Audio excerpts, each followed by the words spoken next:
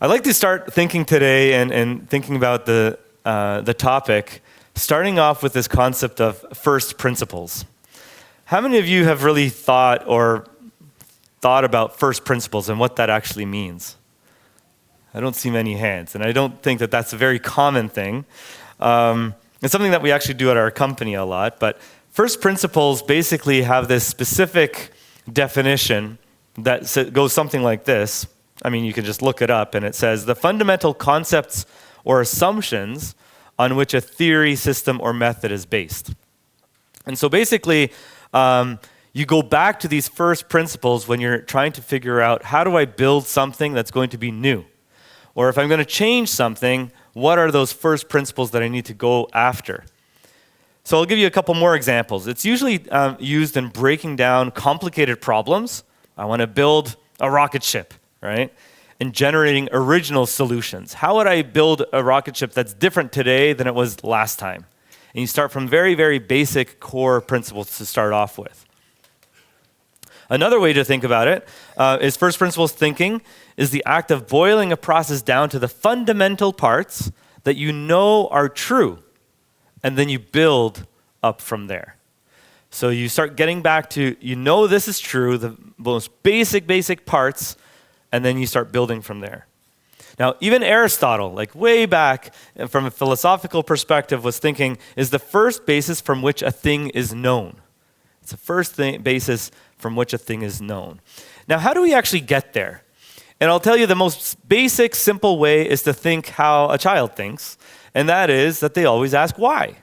Why do we do that? Why do we have a pulpit here? Why do we, like basic principles that the older we get, we oftentimes just think, well, it's always been that way, or it's just how it is, right? We don't think about it again. And so getting back to first principles, we need to ask the question, why? Why are we doing something the way that we do it? Why do we believe what we do? Why do we behave the way that we do? Why do we value what we do? And why, even more basic, are we even Christians to begin with? Now, after you think about the why, that's when we can start thinking about the what. And the what is, what should we be doing? But I'd like to think about that why, coming back to first principles. What is the most reasonable reason why each of us here might call ourselves a Christian? You see, this comes from this idea of how we come to understand our God, the view that we have of him, how we envision him, and honestly, how we actually envision our God influences how we end up ultimately informing us who we are as well as an identity. Who are we as an overall person? A number of months back, the pastor had a sermon here, and it stuck in my head so vividly, and I don't know if it stuck the same way as you. It had a series of little sketches up on the screen, if you remember, and it was this concept of how do we relate to our God. This idea of 4 different ways that we oftentimes relate to our God, where each of these ways has some element of truth. But the problem is when we ask, what is the actual core? What is the starting point? What is that first principle? Any one of these actually take us away from God and potentially help us miss the mark of why we're Christians to begin with. And for those of you that remember, there were 4 basic categories that were semi-true and led us down an incorrect path of viewing how God is, or how we would live in relation to God. So I'll go over them. Life under God, life over God, life from God, and life for God. Does anyone remember that sermon? There was a book based off of that sermon as well, that the sermon was based off of. And after he preached it, I went back and I went to read the book because I was really excited about it. And basically, that book is called With. It's a very simple concept, just called With. Actually, it's got a longer title, but the point is to live a life with God versus any of these other postures. Living under God, living over God, living from God, and living for. Now, I'm going to repeat some of those things that the pastor covered back in the summertime, but from a slightly different angle. It's also from the book, and a great book to read overall. And it starts out by this idea of maybe we can ask ourselves, how do we view ourselves as an identity? And the first question you can ask is, am I a sinner? as an example. Okay? So when you think of viewing myself as a sinner, and I say, this is my starting point, I'm going to view myself as a sinner is somebody that's really separated from God, and ultimately you're feeling threatened by God's wrath or punishment. So you're basically living under God in this idea that, hey, I need to behave, I need to be obedient, I need to observe these rituals or practices that I need to be doing in order to appease him. To make sure that this God is happy, I need to be doing these things because he's ruling over me. And when you think of this, you have this sense of pressure from the consequences of, if I don't do this, then this is what's going to happen. That posture is actually this idea of living under God. And again, if we know this from the Bible, we do know that we are sinners. And I think actually for each one of these descriptions, we have probably identified ourselves as being part of these pieces at one point or another. So starting with the sinner idea, there's something wrong here of saying, hey, I'm living under this God and I'm obedient. Why? Because he lives and rules over me. And this is why I'm going to be obedient. Number 2 is this another question that we can ask ourselves. Am I a manager? And from a manager perspective, I'm the one that's in charge. You see, I'm given the ability to operate my life. I have that autonomy and my world, and the fate is dependent on how well I implement God's principles. And when you think of this, it really reinforces that idea of knowledge. I come to study the Bible. I'm really, really knowledgeable. I'm the one that's now wise. I know what's going on. I know what God's principles are. It's about this idea of knowledge, and all of a sudden you're starting to take that knowledge above God. And now you're starting to live a life over God. Now, put in a very basic way, usually atheists live in this type of relationship towards God, saying, well, I am fully autonomous. I don't need anybody else to share anything with me. I completely have control over my own understanding. Whatever I see to be true, I have the knowledge, I have the wisdom. I'm going to make my own decisions. But Christians equally can behave this way, of reading the text and saying, well, I know what God is like, and I know what God would do in this, and all of a sudden you start changing this overall stance of God needs to be where I am.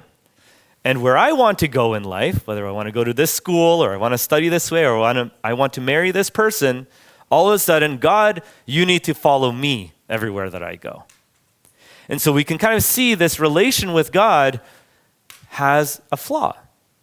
Living under God is not okay. Living over God is also not okay. The third one is one I think that we very, very well know in our society. And that is, am I a consumer? In this world where we're complete consumers of everything, we consume everything from food to goods and services. We are consuming all the time in our overall culture. And that consuming attitude is actually never satisfied.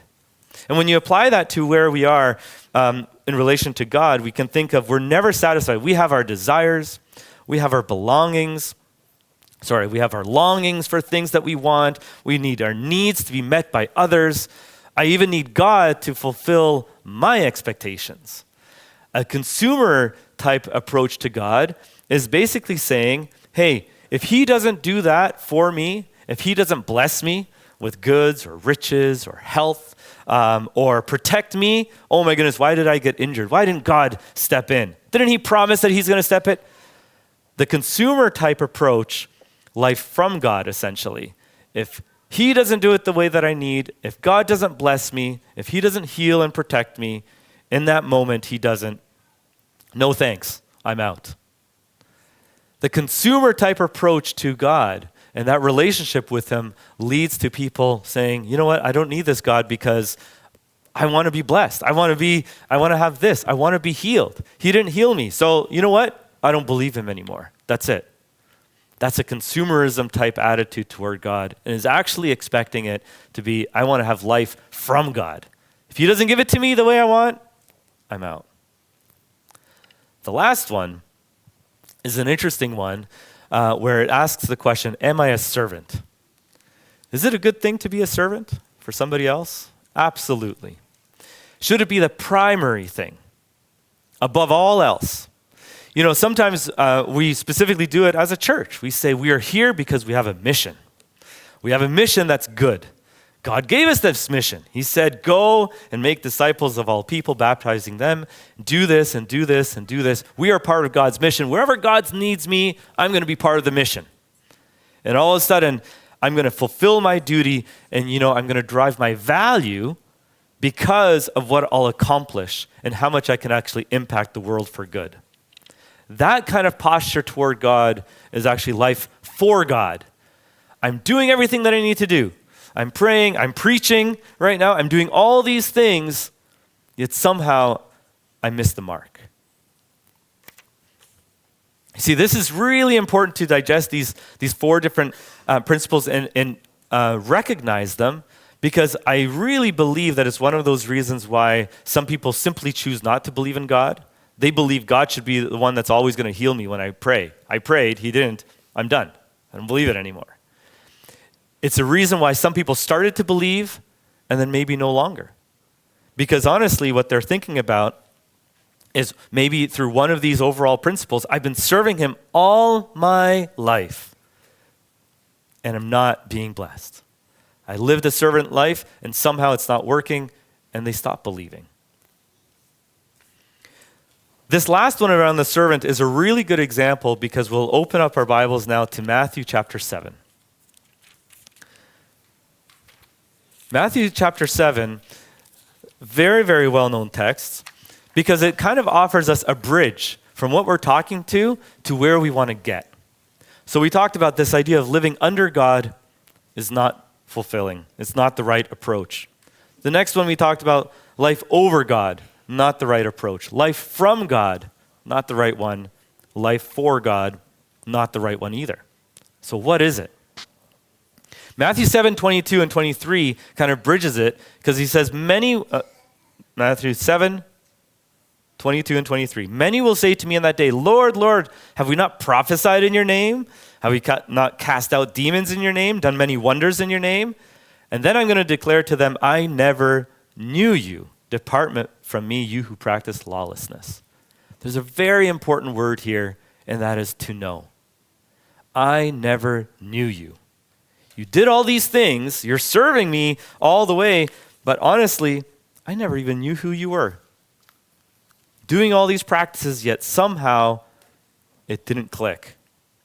See, each one of these pieces reveal a part of God's character, the servant attitude, the idea of blessings and healing. These things come from God. This idea of God giving us autonomy, that management and being able to live a free life. These are good things. This idea that obedience and ritual practices are good. They are helpful, but they are not the main thing. What's really important is keeping the main thing, getting back to first principles, and then we build on top of that. So each of these reveal a part of his character, but the fullness of who God is remains still a mystery, a shadow. So what I want to change is thinking about, how do we get to know God? You see, there's multiple ways to know God, and that is there's elements through nature. We can get to know him through the Word and through the experiences we read about in the Bible. But there's no better reflection of who God is than in the person of Jesus Christ. See, Emmanuel, God dwelling among us in the flesh. By reading the Gospels, we get a little bit of an insight and a window of how he treated people. This is who this God is, filled with compassion, goodness, wisdom, love. See, most of the time that we go about our daily lives, this author did a really great job summarizing it in 3 key ways on how people usually strive day to day. This is what I'm striving for. And he called them 3 things. Affirmation was number 1. Affirmation. Affirmation is basically when you're looking for somebody in support of your own views. Get a pat on the back. Emotionally supported. Hey, you know what? I have a point of view. I really feel this way. I need your support. I need somebody to be there for me, looking for somebody to support you in your day-to-day thing. You're going through something really tough. You need that affirmation. Hey, the decisions I'm making are good. We're looking for this all the time. I'm looking for it, whether it's at school, whether it's in friendships. I need to know that you got my back, right? Affirmation. It's an important piece. Again, people are striving for these kinds of things. Look at just the idea of on social media as well. People liking what I'm doing, affirming that this is a positive thing, being fed this idea of affirmation. Number 2, he calls out, is this idea of praise. Man, you did such a great job, preaching. You did a great job playing. You got an amazing goal. Get more of those goals, right, in sports. You did such an amazing job at work. You did an amazing presentation. You did, you did this really, really well. Looking for that praise and always seeking after it. How does somebody praise me for what I've been doing? That's the second element that people typically strive for. And the third one is success. Just basic success, whether it's going to be at school. Hey, I'm really successful at this now. I'm really successful. I got to where I needed to be from a position-wise. I got where I needed to be from a money-wise. I'm satisfied where I'm in at sports. I got to this certain level. But what happens is each one of these things always leave us wanting for more. Always leave us a little bit unsatisfied. I got to this level of success. I want a little bit more. I got to this level of affirmation, I need more of that. Constantly feeding, and you go in these ups and downs because you're striving for these things instead of striving maybe for something a little bit different. You see, the state that we can really be striving for is a state to love others the way that God loves.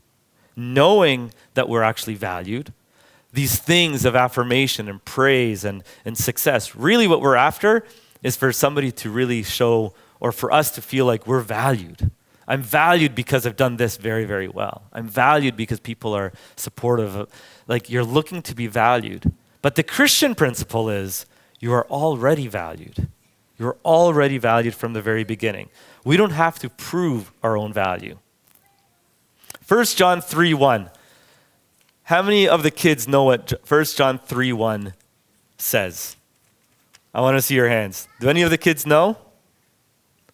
I think actually all the kids know because I actually heard them sing the song this morning.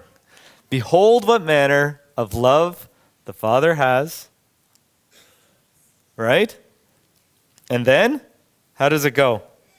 That we should be called children of God. Principle number 1 is we all here, whether you're here in the church or not, whether you're a believer or not, you are a child of God. If I was to ask a mother, when a baby is born, what brings value to that baby? Is it because that baby screamed a lot when it was born or very little? What gives value to that baby? That baby is valued for who that baby is. It's my baby. If you ask my mom and dad are right here. If you ask them, have I ever lessened my value as a person as I've grown older? The answer, I already know. I don't have to ask. I know already that value has never changed. If I did something really good or if I did something really bad, do you think my mom would value me any less? Absolutely not. Because I know this because I would do the same for my own kids. We are valuable because we are God's children. When we treat each other as you are also a child of God, you have a different kind of attitude and respect. Even when they fall and drag you through the mud, you're going to value that person because of who they are. You don't like what they did, but you're going to value them. That never, ever changes. And you can see Romans 5:8. If we want to open up Romans 5:8, it's very clear how it just says, but God demonstrated his own love toward us in that while we were still sinners, God died for us. While we were still sinners, God died for us. So first principle is just knowing we are already valued because of who we are, not because we need affirmation, not because we need praise, and not because we need success. Number 2, communing with our God. And what I mean by that is through prayer. You see, prayer is an essential component because it's oftentimes done in silence when we're doing it for ourselves. We are communicating with God And in that silence, you have an opportunity for that voice of God to speak back to us based off what we've read, based off what we've been talking to with others that we trust. God is able to start reflecting and sharing with you, hey, have you thought about this? Have you thought about it? It gets to the center of your being, in your actual guts. In English is use that term, that guts. Let that voice resound in your whole being. So number 2 principle we think about is prayer. Number 1, knowing that we're valued. Now, as Adventists, trivia question. Who knows here what Haggai 2 verse 7 says? Off by heart. Haggai 2 verse 7. Does anyone know? Where is Zlatan? Is Zlatan not here? So I don't know why, but every sermon I have to look at my recordings. I have something to say about Zlatan. Zlatan either sends me something on Messenger or something, some funny video or something that he wants to share with me. And for some reason, again, he's made it into this sermon because of something he said a number of weeks back, if you guys remember. So Haggai 2:7, every Adventist, I think, should know this verse because it's very important.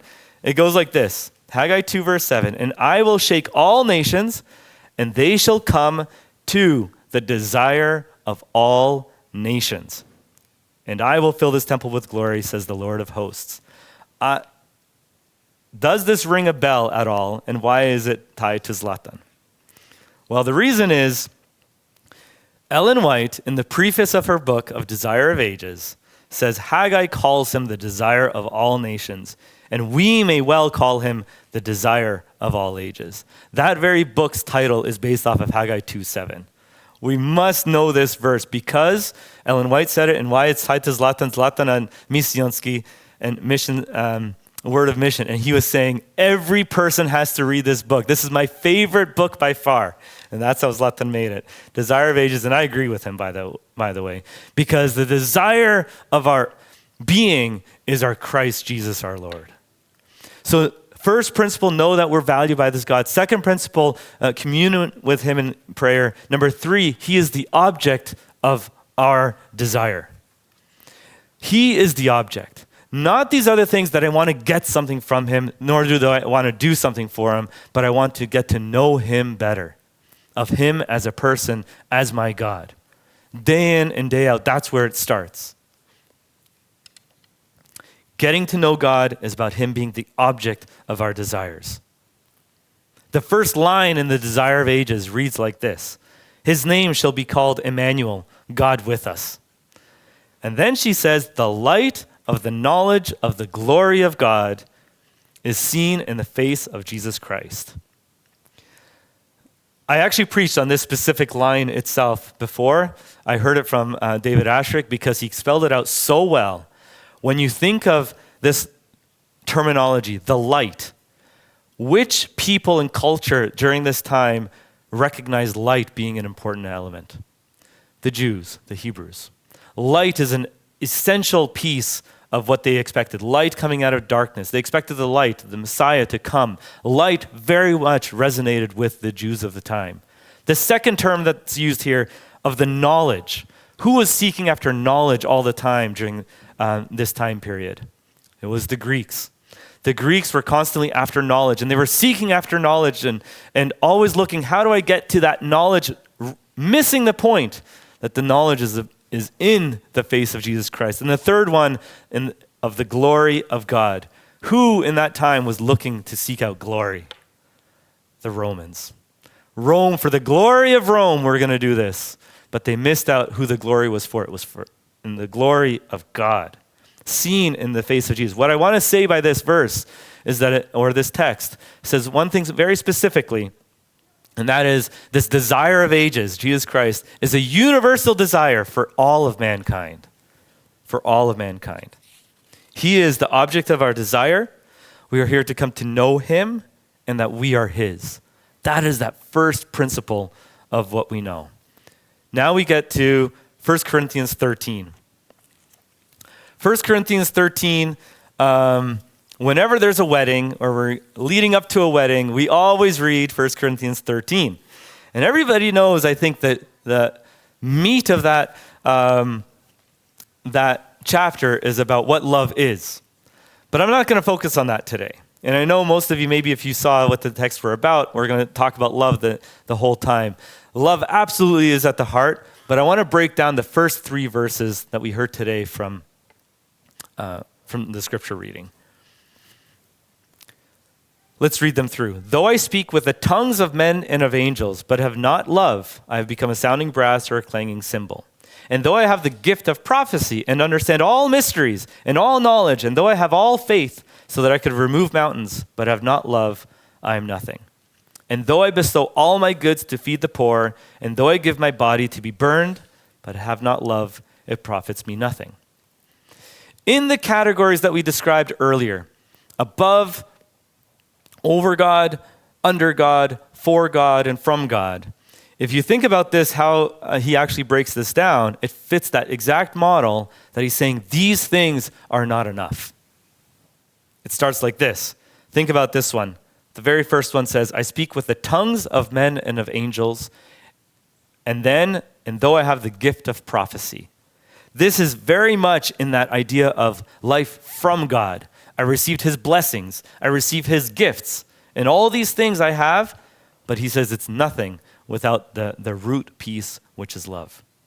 Number 2, let's take a look at the next one. The next one says in verse 2, understand all mysteries and all knowledge. I'm the one that has the understanding. I'm the one that understands and have mysteries, understand the mysteries and the knowledge. This is that piece about you being over God. I have this knowledge. I've accumulated this knowledge, living over God. How about faith? Faith is like a virtue that we talk about all the time.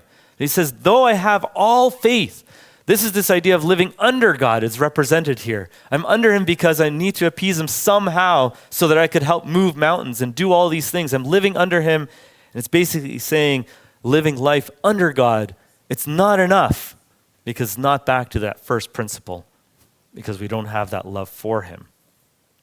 And then the last one, and though I bestow all my goods to feed the poor, and though I give my body to be burned. Does that sound like that servant piece that I described earlier? That idea of living for God. I've given everything. I've given everything for God, yet somehow, but have not love, it profits me nothing. That love, it has some specific characteristic. That specific characteristic that I want to draw attention to as we come to a close is 1 Corinthians 13, verse 8. We're going to skip all these pieces. We're going to wait for weddings, and then we're going to read them. Verse 8 is what we're going to skip to, and it says, love never fails. In other translations, in the New English Translation and English Standard Version, maybe in different languages, it actually says love never ends. It's pointing to an eternal thing that's being built here. Love is something that's eternal. It's not a temporary thing. It's not, if you call love something that is, well, I love these shoes, and then the next week, I no longer love these shoes. That's not actually love. Love is something that's eternal. That's what God describes as what true love is. That's why I love coming back to the Bible, because it describes what we're all looking for, but it's only eternal here, how God describes it. It's something that is eternal. It never ends. You see, God described this when he called Jeremiah to be a prophet for him. And I'm just going to read the text without opening it in our Bibles. But Jeremiah 1 verse 5 says, before I formed you in the womb, I knew you. Before you were even formed. Before you were born, I sanctified you. He already made him holy. He already made him separate, I would say. And then I ordained you a prophet to the nations. There's something about God's love for Jeremiah that we can for sure reflect in our own lives, that there was something that God did with him before he was ever even formed in the womb. Psalm 139, we had a guest speaker here talk to us about Psalm 139. It quickly became one of my favorite Psalms as well, on how he broke it down. It was so wonderful. But Psalm 139, we can open that one together. Psalm 139, verses 16 and 17 say the following. Your eyes saw my substance being yet unformed. And in your book they are all written. The days fashioned for me, when as yet there were none of them. Now this is obviously poetry and how David is writing it, but think about what he's saying. Your eyes saw my substance, so your eyes saw me, being yet unformed. So there's no form. What exactly did you see? So obviously it's poetry, right? It's poetry, but he's saying, I already knew who you were. He's already seen you. You weren't even around yet. The next piece is even more wonderful. In your book. So imagine God having a book. God doesn't need a book or have a book, but from a poetry perspective, he's got a book. And in this book, he's writing some things, if we can envision it, the days fashioned for me. He's already thinking this day, what's today? December 7th, 2024. Each of you sitting here, God knows you're going to be here. In his book, that's already there. He knows that that's going to be happening. And as yet there were none of them before they ever took place. You can see God's love and God's vision for us and everything has been through eternity in the past, through eternity in the future. That's what love is. That is at the heart of this entire message. And then you can see David's response in verse 17. How precious also are your thoughts to me, O God. You see, God is the object of David's desires. He made mistakes. He had lots of different ways on how he might have misunderstood God, but God was at the object of his desire, always at the center of it, to love him and to know him. We are unconditionally loved. I want to read a quote that was also quoted in the book from Henry Nouwen that says something like this. If you keep that in mind, that is that we're unconditionally loved.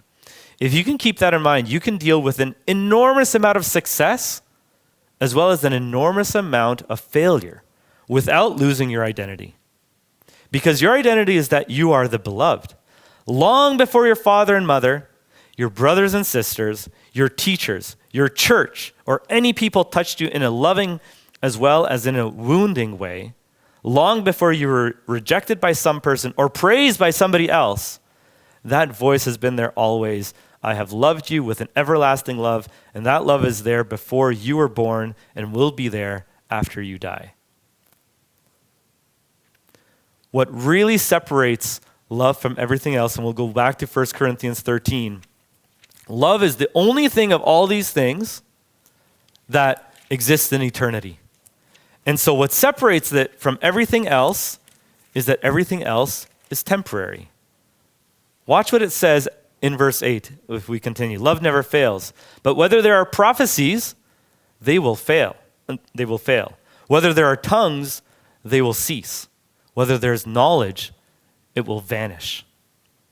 For we know in part and we prophesy in part. But when that which is perfect has come, then that which is in part will be done away with.